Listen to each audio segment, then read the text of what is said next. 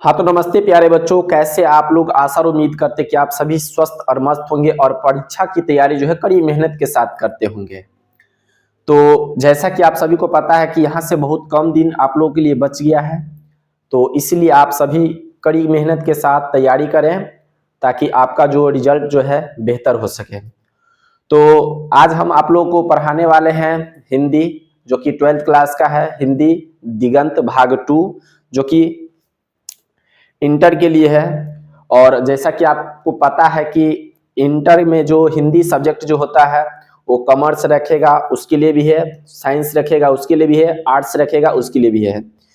तो चलिए हम स्टार्ट करते हैं कि गद्य खंड का जो फर्स्ट चैप्टर है बातचीत। आज हम उस बातचीत को पढ़ाने वाले हैं और बातचीत के जो राइटर है बालकृष्ण भट्ट जी, उनके बारे में थोड़ा आज हम परिचय जानेंगे।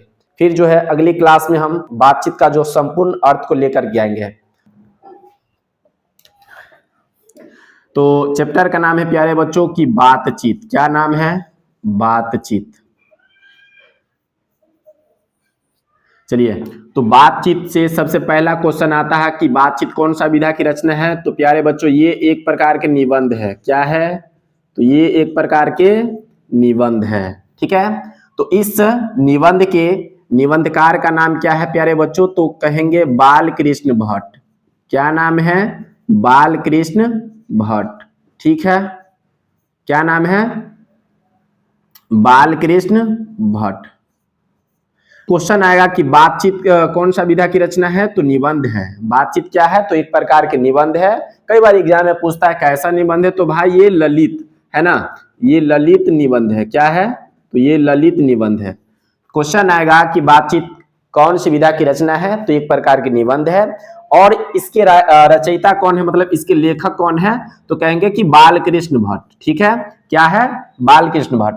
जानेंगे कि बालकृष्ण भट्ट का जन्म कब हुआ है। तो बालकृष्ण भट्ट का जन्म हुआ था 23 जून 1844 ईस्वी को हुआ था। कब हुआ था प्यारे बच्चों? तो 23 जून 1844 ईस्वी को हुआ था। बालकृष्ण भट्ट का जन्म कब हुआ था? 23 जून 1844 ईस्वी को। कहाँ पे हुआ था? तो कहेंगे उत्तर प्रदेश के इलाहाबाद में हुआ था। कहाँ हुआ था प्यारे बच्चों?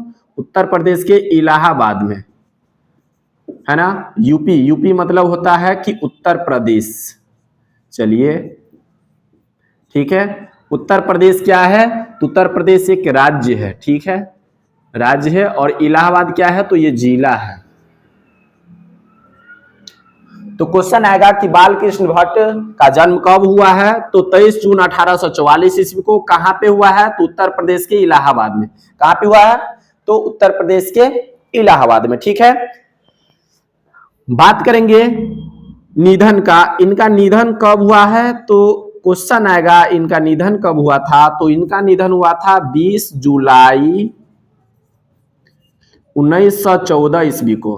कब हुआ प्यारे बच्चों? तो 20 जुलाई 1914 ईस्वी को। कई बार एग्जाम में पूछता है कि बालकृष्ण भट्ट का निधन कब हुआ है। तो कहेंगे कि 20 जुलाई 1914 ईस्वी को। ठीक है, अब आता है बारी, जब हम जन्म पढ़ा दिए, मृत्यु भी पढ़ा दिए, तो एक मन में क्वेश्चन आता है कि जब जन्म लिए थे तो जन्म देने वाली माता का नाम जानते हैं और उसके साथ पिता का नाम जानेंगे। तो चलिए बात करते हैं कि इनके माता। ठीक है, माता और जो है पिता। चलिए, तो बालकृष्ण भट्ट के माता का नाम क्या था प्यारे बच्चों? तो पार्वती देवी। क्या नाम था? पार्वती देवी, जो कि एक सुसंस्कृत महिला थी। क्या थी? सुसंस्कृत महिला थी। ठीक है, जिन्होंने बालकृष्ण भट्ट को पढ़ने की रुचि तथा लालसा जगाई थी। क्वेश्चन आता है यहां से कि बालकृष्ण भट्ट को पढ़ने की रुचि तथा लालसा कौन जगाई थी। तो उनकी माँ का नाम क्या है प्यारे बच्चों? तो पार्वती देवी। ठीक है, पार्वती देवी कैसी महिला थी? तो एक सुसंस्कृत महिला थी। ठीक है, चलिए अब क्वेश्चन आता है कि इनके पिता का नाम क्या था, है ना। इनके पिता का नाम क्या था? सुसंस्कृत महिला थी। पार्वती देवी कैसी महिला थी? तो एक सुसंस्कृत महिला थी। क्वेश्चन आता है कि बालकृष्ण भट्ट के पिता का नाम क्या था। तो इनके पिता का नाम था प्यारे बच्चों बेनी प्रसाद भट्ट। क्या था? बेनी प्रसाद बेनी प्रसाद भट्ट, ठीक है। चलिए, बेनी प्रसाद भट्ट। बातचीत, देखिए ब ब शुरू होता है, ब मतलब ट्रिपल बी, ठीक है, मतलब कि ट्रिपल बी। बी से कहेंगे बातचीत, ठीक है। फिर से बी से कहेंगे बाल कृष्ण, ठीक है। फिर से बी से कहेंगे, क्या कहेंगे, तो बेनी प्रसाद, ठीक है।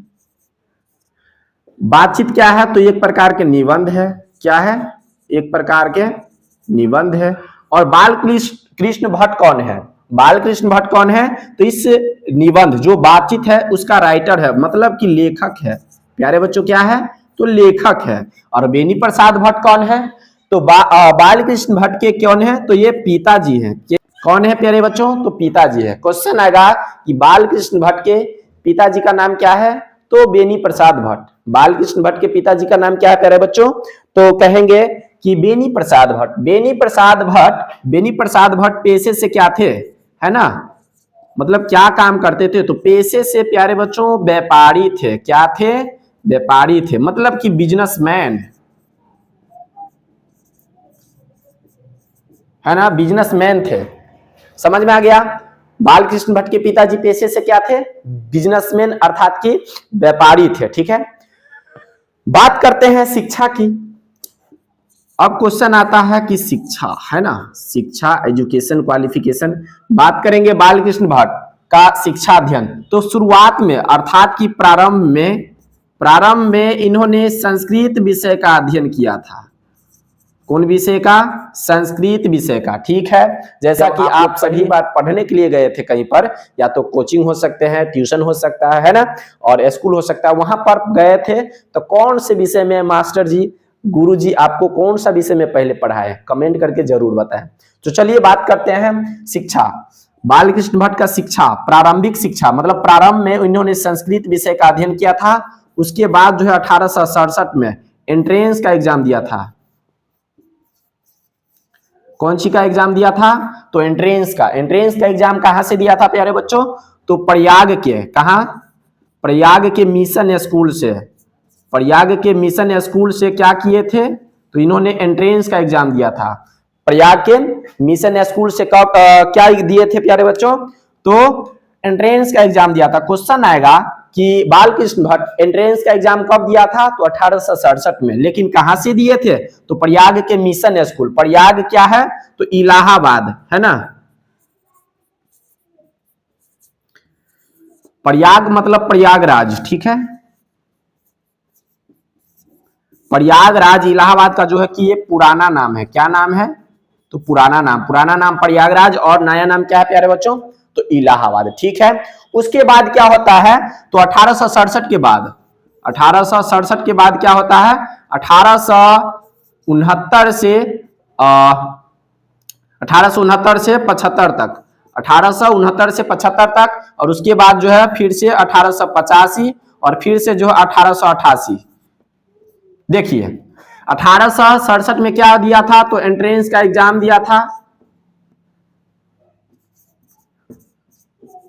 एंट्रेंस का जो परीक्षा दिया था, ठीक है, कहां से, तो प्रयाग से। कहां से, तो प्रयाग से। उसके बाद 1869 से 75 तक क्या किया, तो 1869 से 1875 तक प्रयाग में ही क्या किए, तो अध्यापन किए। प्रयाग में कहा किया, प्रयाग में क्या किया, तो अध्यापन किया। क्या किया प्यारे बच्चों, तो अध्यापन किए, मतलब अध्यापन मतलब होता है पढ़ाएं, ठीक है, टीचिंग की है। उसके बाद बात करेंगे प्यारे बच्चों, तो 1885 ईस्वी में, 1885 ईस्वी में फिर से क्या हुए, तो प्रयाग में ही, है ना, प्रयाग में ही एक स्कूल का नाम था CAV स्कूल में क्या किया, 1885 ईस्वी में इन्होंने अध्यापन किए। प्रयाग में ही 1885 ईस्वी में CAV स्कूल में क्या किए, तो संस्कृत का अध्यापन किया था। कौन विषय पढ़ाया प्यारे बच्चों, तो संस्कृत विषय का अध्यापन किया, ठीक है। क्वेश्चन आएगा कि 1869 से 75 तक, है ना, 1869 से 75 तक कहां पर अध्यापन किया? तो प्रयाग में। फिर से 1885 में कहां पर शिक्षण की अध्यापन किया था, कहां पर पढ़ाए थे? देखिए क्वेश्चन आएगा कि 1867 में क्या हुआ था, तो एंट्रेंस का परीक्षा दिया था। 1869 से 75 में क्या किए थे? तो प्रयाग में अध्यापन किया। अध्यापन मतलब पढ़ाए। फिर से क्या हुआ? 1885 में प्यारे बच्चों क्या किए? तो CAB स्कूल में क्या किए? तो संस्कृत का अध्यापन किया। मतलब कि संस्कृत विषय से जो है CAB स्कूल में पढ़ाए, जो कि कहां पढ़ता है ये? तो ये प्रयाग में ही पढ़ता है। कहां पढ़ता है प्यारे बच्चों? तो ये प्रयाग में ही पढ़ता है। उसके बाद क्या होता है? तो 1888 में, ये 88 है, कहां? 1888 में प्रयाग में ही, कहां? प्रयाग, ठीक है, प्रयाग के ही कायस्थ स्कूल में। कहां पर? प्रयाग के ही कायस्थ, प्रयाग के ही कायस्थ प्रयाग के ही कायस्थ पाठशाला, मतलब कायस्थ स्कूल में क्या किए? तो इंटर कॉलेज, ठीक है, इंटर कॉलेज में पढ़ाने के लिए क्या किया गया था? इनको नियुक्त किया गया था। क्या किया गया था प्यारे बच्चों? तो नियुक्त किया गया था। नियुक्त करने का मतलब हो गया कि उसका चुनाव किया गया था, चयन किया गया था। 1888 में प्यारे बच्चों क्या किया? तो प्रयाग के ही कायस्थ इंटर कॉलेज, मतलब कायस्थ पाठशाला, कायस्थ पाठशाला इंटर कॉलेज में इनको जो है नियुक्त किया गया। लेकिन, है ना, उग्र स्वभाव के कारण, क्या? उग्र स्वभाव के कारण इनको जो है क्या करना पड़ा? तो ये नौकरी जो है छोड़ना पड़ गया। उग्र का मतलब होता है प्यारे बच्चों ज्यादा गुस्सा वाला, है ना। तो गुस्सा के कारण, मतलब कि उग्र स्वभाव के कारण क्या होता है? तो इनका जो है ये नौकरी जो है छोड़ना पड़ जाता है, ठीक है। उसके बाद क्या होता है? एक इनके सामने एक विशेष परिस्थिति आ जाता है, क्योंकि पिता का निधन हो जाता है। और जब पिता का निधन हो जाता है तो पापा का जो जब पिता का निधन हो जाता है तो जो जिम्मेदारी बढ़ जाता है। अब घर में, परिवार में उनका भाई कहता है कि पिता का बिजनेस हम चलाएंगे, ये कहते हैं कि हम चलाएंगे। ऐसे में क्या होता है? तो गृह कलह से बहुत उसको जो है जूझना पड़ता है। गृह कलह इसके घरों में आ जाता है और ये जो है बेचारा जो है बहुत, मतलब इसके सामने बहुत परिस्थिति, विषम परिस्थितियां आ जाती है। फिर इन्होंने क्या करता है? तो किसी भी तरीका से अपना जो है झेलता है, नियुक्त किया। उसके बाद क्या होता है प्यारे बच्चों? तो विशेष परिस्थिति आ जाता है उनको। देखिए मेरे पास बुक है, और विशेष परिस्थिति क्या होता है? जैसा कि किसी व्यक्ति के पिता का जब निधन हो जाता है तो कितना जिम्मेदारी सा बढ़ जाता है ना। तो चलिए देखते हैं कि विशेष परिस्थिति, पिता के निधनोपरांत पैतृक व्यापार संभालने के नाम पर गृह कलह का सामना करना पड़ गया। मतलब पिताजी के जब मृत्यु हो जाता है तो पैतृक व्यापार, मतलब पिता का व्यापार संभालने के नाम पर क्या होता है? तो गृह कलह का सामना उनको करना पड़ जाता है ना। और पैतृक घर छोड़कर उन्होंने क्या करता है? तो आर्थिक संकट से जूझते हुए हिम्मत से काम लिया और साहित्य के प्रति जो है समर्पित रह गए, ठीक है। उसके बाद क्या होता है? तो रचनात्मक क्रिया करने लगते हैं। तो देखिए उन्होंने क्या किया? तो भारतेंदु हरिश्चंद्र की प्रेरणा से, भारतेंदु हरिश्चंद्र की प्रेरणा से क्या हुआ प्यारे बच्चों? तो हिंदी प्रदीप, है ना, हिंदी प्रदीप की रचना किया। और हिंदी प्रदीप की रचना कब हुई प्यारे बच्चों? कमेंट करके बताइए। जब तक मैं बोर्ड को क्लीन कर लेता हूं, थोड़ा ये सब रहने देता हूं इधर से। चलो तो बताइए कि क्वेश्चन आएगा कि हिंदी प्रदीप क्या है?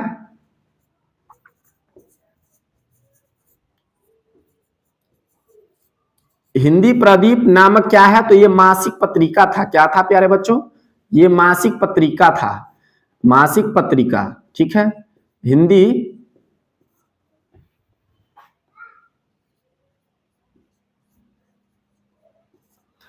प्रदीप नामक मासिक पत्रिका, है ना, कब लिखा? तो 1877 में। कब लिखा था? 1877 में, ठीक है। बालकृष्ण भट्ट हिंदी प्रदीप की रचना कब किया? 1877 में। और जब हिंदी प्रदीप की रचना जब किया 1877 में, तो इसका प्रयोग कब तक करते रहे? तो 33 वर्ष तक करते रहे थे। कितने वर्षों तक करते रहे? तो 33 वर्षों तक करते रहे। प्यारे बच्चों, क्वेश्चन आएगा कि हिंदी प्रदीप, है ना, हिंदी प्रदीप का जब रचना किया था बालकृष्ण भट्ट, क्वेश्चन आएगा हिंदी प्रदीप नामक रचना कौन किया था? तो बालकृष्ण भट्ट। कब किया था? 1877 ईस्वी में। यह क्या है? तो एक प्रकार का मासिक पत्रिका है। क्या है प्यारे बच्चों? तो एक प्रकार की मासिक पत्रिका है जिसका प्रयोग बालकृष्ण भट्ट कब तक करते रहे? तो 33 वर्ष तक करते रहे। क्वेश्चन आएगा कि किसके प्रेरणा से, है ना, बालकृष्ण भट्ट जो हिंदी प्रदीप नामक रचना किया था? तो भारतेंदु से, है ना, भारतेंदु से।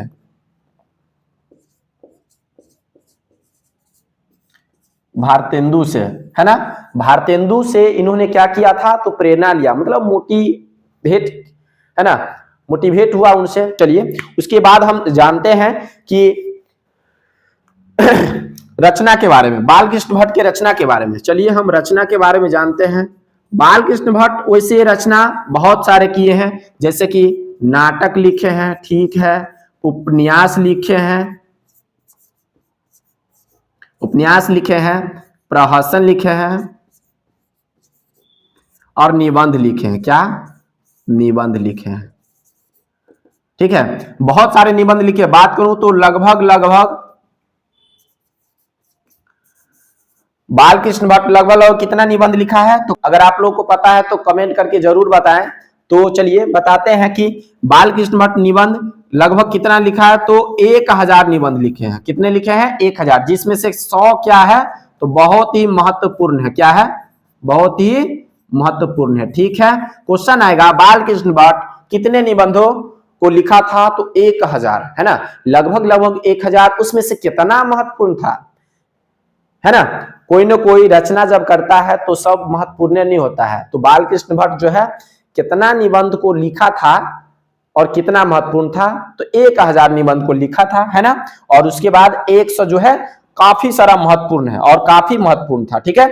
चलिए, नाटक भी लिखे थे, उपन्यास भी लिखे थे, प्रहसन भी लिखे थे, निबंध भी लिखे थे। तो क्वेश्चन आएगा कि बालकृष्ण भट्ट के कुछ उपन्यासों को बताएं। जैसे कि बालकृष्ण भट्ट का कुछ उपन्यास है, रहस्य कथा, नूतन ब्रह्मचारी, 100 आजान, 1 सुजान, रसातल यात्रा, गुप्तबैरी, है ना, गुप्तबैरी, रसातल यात्रा, उचित दक्षिणा, हमारी घड़ी, सद्भाव का भाव, ये सब क्या है प्यारे बच्चों? तो उपन्यास है। बालकृष्ण भट्ट के कुछ उपन्यास सब है ना, जो कि बाद में जब इंट्रोडक्शन पढ़ाने के बाद जब हम ऑब्जेक्टिव टाइप क्वेश्चन कराएंगे तो वहां पर आप लोगों को जो है बता देंगे। अभी फिलहाल इतना बात याद रखना है कि बालकृष्ण भट्ट की रचना, मतलब बालकृष्ण भट्ट कौन कौन से रचना किए थे, है ना, तो कहेंगे नाटक लिखे थे, प्रहसन लिखे थे, और क्या कहते हैं, निबंध लिखे थे, उपन्यास लिखे थे, ठीक है, उपन्यास, है ना। तो क्वेश्चन आएगा बालकृष्ण भट्ट, है ना, यहां से एक क्वेश्चन आता है, बहुत ही महत्वपूर्ण क्वेश्चन आता है कि बालकृष्ण भट्ट जो है किस युग के, है ना, किस युग के रचनाकार थे? तो कहेंगे भारतेंदु युग के, भारतेंदु युग के, है ना। और काल पूछे तो क्या कहेंगे? आधुनिक काल के, ठीक है। 2 क्वेश्चन यहां से बहुत ही महत्वपूर्ण है। आधुनिक काल, कौन काल? आधुनिक काल। बालकृष्ण भट्ट किस काल के कवि है? तो आधुनिक काल के कवि है। बालकृष्ण भट्ट किस काल के कवि माने जाते प्यारे बच्चों? तो आधुनिक काल के। और बालकृष्ण भट्ट, है ना, और बालकृष्ण भट्ट किस युग के किस युग के साहित्यकार माने जाते हैं? किस युग के साहित्यकार माने जाते हैं, है ना? तो भारतेंदु युग के। बालकृष्ण भट्ट भारतेंदु युग के भारतेंदु युग के प्रमुख साहित्यकारों में से एक था। तो क्वेश्चन आएगा बालकृष्ण भट्ट किस युग के साहित्यकार थे? तो भारतेंदु युग के, ठीक है। बालकृष्ण भट्ट कितना निबंध लिखा था? 1000, ठीक है। तो आइए हम कुछ क्वेश्चन आप लोगों को देते हैं। चलिए, तो क्वेश्चन आता, एक क्वेश्चन और बच रहा है यहाँ पर कि बालकृष्ण भट्ट को किससे तुलना किया गया था? तो एडिसन, है ना, एडिसन तथा, है ना, स्टील से तुलना किया था। कौन किया था तुलना? तो आचार्य, है ना, आचार्य रामचंद्र शुक्ल, ठीक है, आचार्य रामचंद्र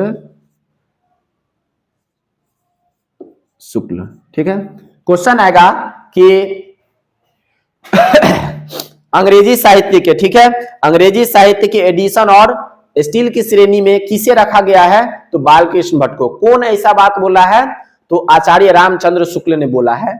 तो इस बालकृष्ण भट्ट के इंट्रोडक्शन अर्थात परिचय से जितने सारे महत्वपूर्ण बिंदु था हम सबको जो है पढ़ा दिए। अब चलिए कुछ क्वेश्चन का जो है अपना मन से जो है कुछ लिखते हैं और टेस्ट लेते हैं।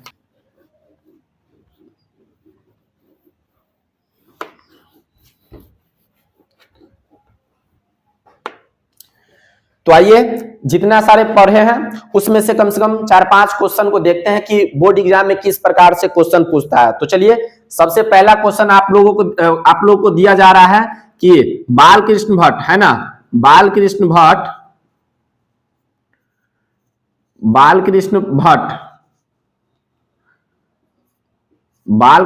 का जन्म कहां पे हुआ था? तो कहेंगे यूपी के, है ना, बालकृष्ण भट्ट का जन्म कहां पे हुआ था? तो यूपी के इलाहाबाद में। कहां पे हुआ था प्यारे बच्चों?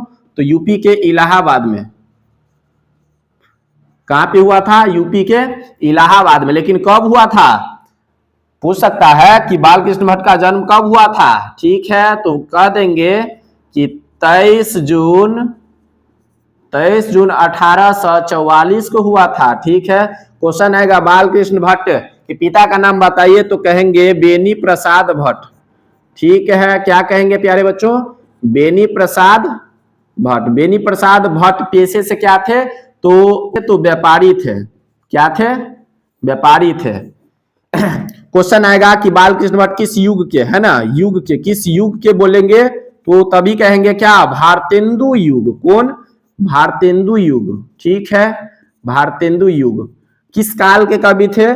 तो काल पूछेंगे, है ना। क्वेश्चन आएगा बालकृष्ण भट्ट किस काल के कवि थे? तो कहेंगे आधुनिक काल। ठीक है, आधुनिक काल। ठीक है प्यारे बच्चों, अंग्रेजी साहित्य के एडिशन तथा स्टील की श्रेणी में किसे रखा गया है? तो बालकृष्ण भट्ट को रखा गया। किसको? बालकृष्ण भट्ट को रखा गया। ठीक है, बालकृष्ण भट्ट को रखा गया। किसके, कौन श्रेणी में? तो एडिशन, है ना, एडिशन तथा स्टील की श्रेणी में। ये बात कौन बोला है? तो आचार्य रामचंद्र शुक्ल। ठीक है, आचार्य रामचंद्र शुक्ल। चलिए प्यारे बच्चों, तो जितना हो सका महत्वपूर्ण बिंदु पर मैंने चर्चा किया और कुछ क्वेश्चन लिख करके आप लोग को बताया। आशा और उम्मीद करते हैं कि आप सभी सपोर्ट करेंगे। और तो प्यारे बच्चों, ये मेरा पहला वीडियो था जो कि कोशिश कर रहा हूं कि वीडियो बनाने का और रेगुलर बेसिस पे बनाने का सोच रहा हूं। अगर आप लोग का प्यार सपोर्ट बहुत ही अच्छा रहा तो रेगुलर बेसिस पे जो है वीडियो जरूर डालूंगा बना करके। तो बाय प्यारे बच्चों, लव यू।